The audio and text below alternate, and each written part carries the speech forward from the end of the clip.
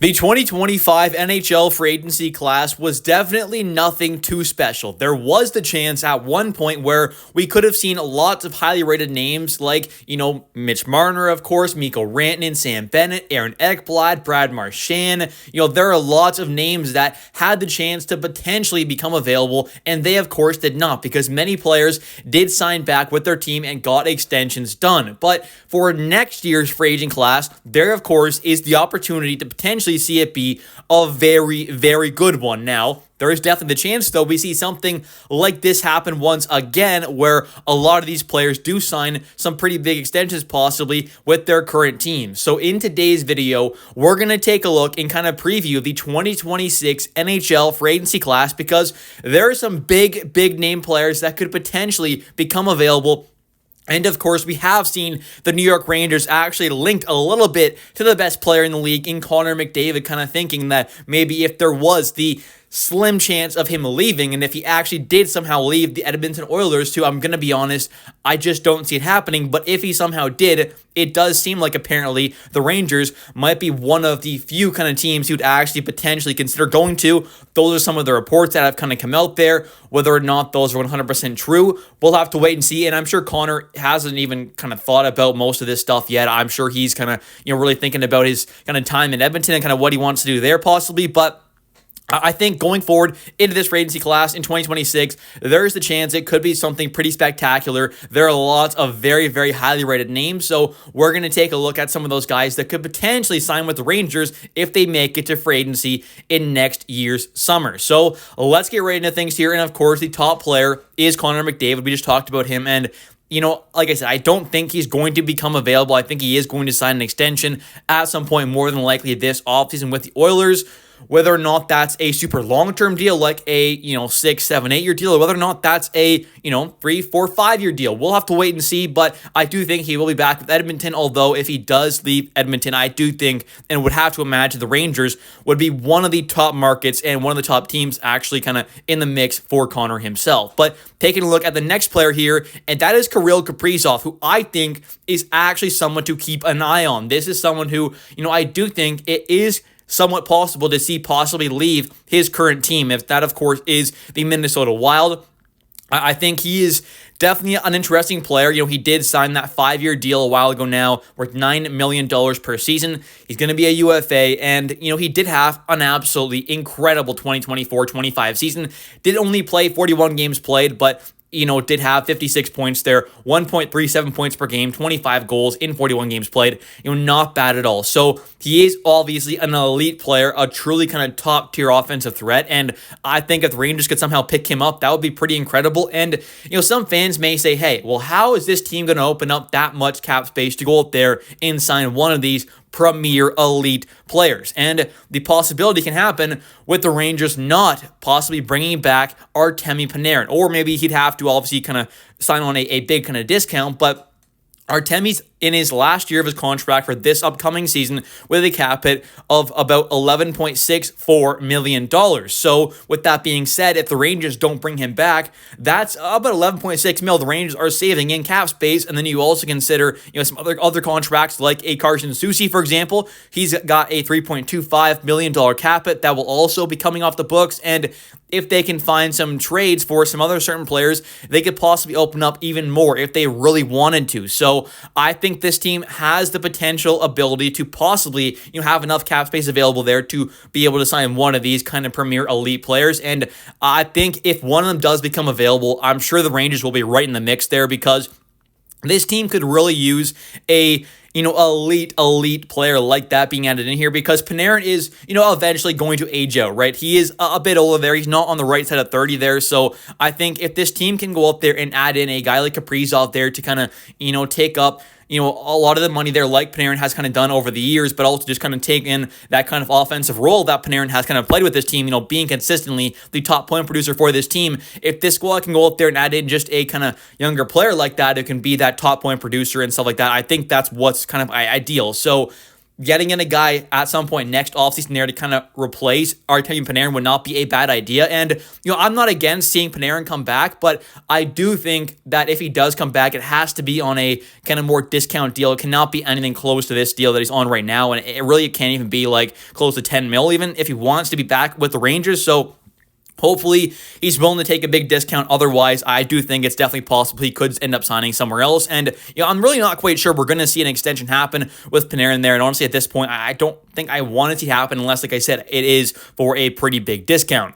And I'm not saying I want to see him walk away, though, for nothing. That is definitely not the case, but I just don't want to see this team go up there and, pay him like 10 plus mil on a multi-year deal. To me, that's probably just not what's best for this team long term. Next up, though, you've got guys like Jack Eichel as well. I do think he'll end up signing an extension with Vegas, but of course, if he became available, he is one of the premier kind of two-way center in the entire NHL. Elite offensively, 1.22 points per game, 94 points in 77 games played this past season there, 28 goals. He's obviously an elite player. He's in the last year of his 8-year, $10 million contract per season there. And I think, obviously, if Rangers can pick him up, that'd be incredible. But like I said, I do think he'll end up signing a deal with the Vegas Golden Knights once again. Then there is Kyle Connor, who obviously he would be a pretty interesting kind of pickup as well. Could be a decent kind of replacement option possibly for Artemi Panarin. He is, 28 years old in the last year of a 7-year contract, and he did have a 1.18 points per game. So over that point per game mark there, 97 points in 82 games played, 41 goals is not a bad number at all. So he could be a pretty good kind of direct replacement there for Artemi Panarin. That could be a pretty interesting pickup, and he is someone who I very well do think could potentially become available. And next up here, I do think Alex Ovechkin, of course, there's not really a chance he's going to sign anywhere else other than back with the Washington Capitals. And after, next season there and next offseason, he very well could just end up retiring or possibly just go back over to Russia and play possibly there maybe. So really and truly, I just don't think it's going to happen where he signs anywhere else other than back with the Capitals if he even does sign another contract past this current one he's on right now. Now, after this, it does kind of fall off into some just kind of really solid players. I mean, some good top 6 caliber forwards, obviously, some top line guys as well, but no kind of real superstar caliber players like a Martin Necas. You got, an Adrian Kempe. He had 73 points this past season there. Anze Kopitar. I don't see him going anywhere else other than back with the Kings. Patrick Kane there, obviously an interesting kind of player. Maybe he'd end up coming back possibly with the Rangers. Who knows? Alex Tuch. We'll see what happens there. Does he end up getting dealt? Does he sign an extension with the Buffalo Sabres there? We'll have to wait and see. Nick Schmaltz, he'd be a very interesting pickup, but of course, he's a centerman, so I'm not quite sure you want to pay him as much as he's probably going to get to be, your third-line center, unless they do want to, push a guy like Vince Trocheck back to the 3C spot, which definitely is possible eventually. Matt Zuccarello, he's obviously getting to the kind of end part of his career, but still a very, very talented player, and maybe could end up coming back next offseason possibly. Mason Marchment would definitely be an interesting kind of middle 6 pickup there for the Rangers, although this team does have a good amount of kind of middle 6 caliber wingers right now, but of course, next offseason, that could definitely change.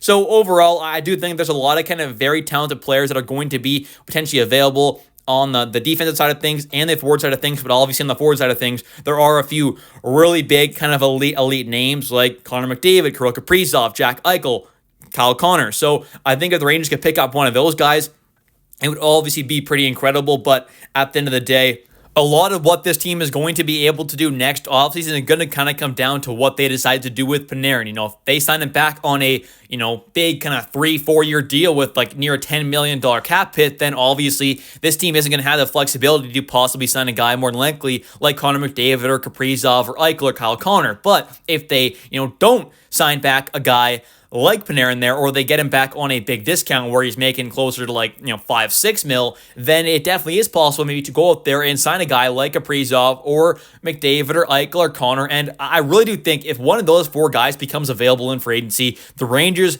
definitely should try and pounce on it, because picking up one of these superstar guys in free agency with, the perfect kind of timing of Panarin possibly coming off the books, I think would just be pretty awesome. So replacing a guy like Panarin there and the kind of offensive production that he brings with one of these kind of younger guys who fits the timeline a bit better, because obviously all 4 of them are 28 years old, Connor, Kaprizov, Eichel, and Kyle Connor. So I think it's definitely something that if you can kind of make that swap there where you're basically just kind of sending out Panarin or bringing it back on a kind of team-friendly deal, and then you're getting in a guy like McDavid or Kaprizov or Eichel or Kyle Connor, I think that would be pretty great for this team and really could just be such a huge help for this team going forward. Because not only will it help this team right now, but also 3, 4, 5 years down the road, Panarin's not going to be a elite player more than likely, right, above that point per game mark, whereas a guy like McDavid or Kaprizov or one of those guys definitely very well should be. So we'll take a look, obviously, next offseason and see what happens there. But right now, it's definitely looking like a potentially